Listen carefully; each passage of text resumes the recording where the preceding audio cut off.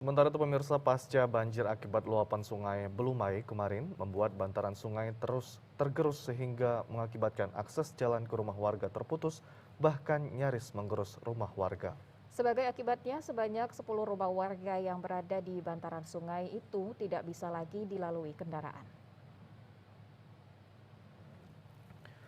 Sebanyak 10 rumah warga di Dusun 9 Desa Dalu 10B, Kecamatan Tanjung Morawa yang bermukim di daerah aliran sungai Belumai nyaris terisolir akibat bantaran sungai tergerus setelah diguyur hujan deras dalam beberapa hari ini. Salah seorang pemilik rumah, Dewi Yana, menyebutkan pengikisan bantaran sungai ini terjadi sejak hujan deras dan air sungai Belumai meluap serta banjir menggenangi rumahnya. Saat ini pengikisan bantaran sungai sudah meluas akibat hujan deras dalam beberapa hari terakhir. Jika hal ini tidak segera ditangani pemerintah, maka rumahnya dan warga lainnya akan amblas ke sungai.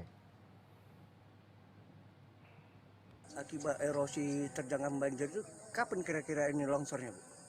Paginya, Paginya, Bu. mau tanggal 28 pagi.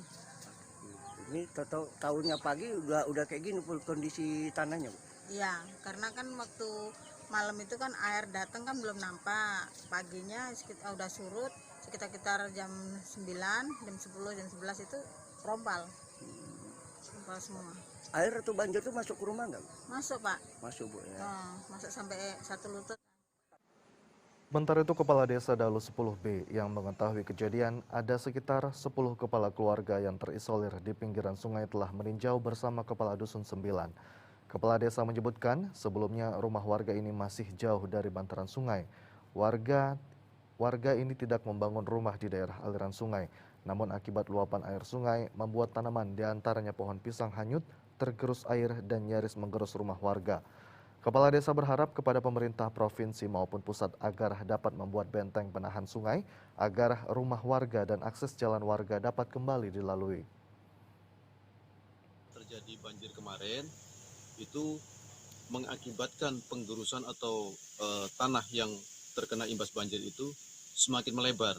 Bahkan kita lihat rumah di belakang kita ini hanya tinggal berjarak lebih kurang 1 meter sudah di pinggiran sungai, dan ini memang sangat-sangat membahayakan sekali. Oleh sebab itu pada kesempatan ini saya berharap kepada pemerintah, terutama untuk dinas-dinas terkait, terutama dalam hal ini adalah Balai Wilayah Sungai, supaya kami mohon supaya ini diperhatikan, karena tidak mungkin kami menyelesaikan masalah ini dengan anggaran desa.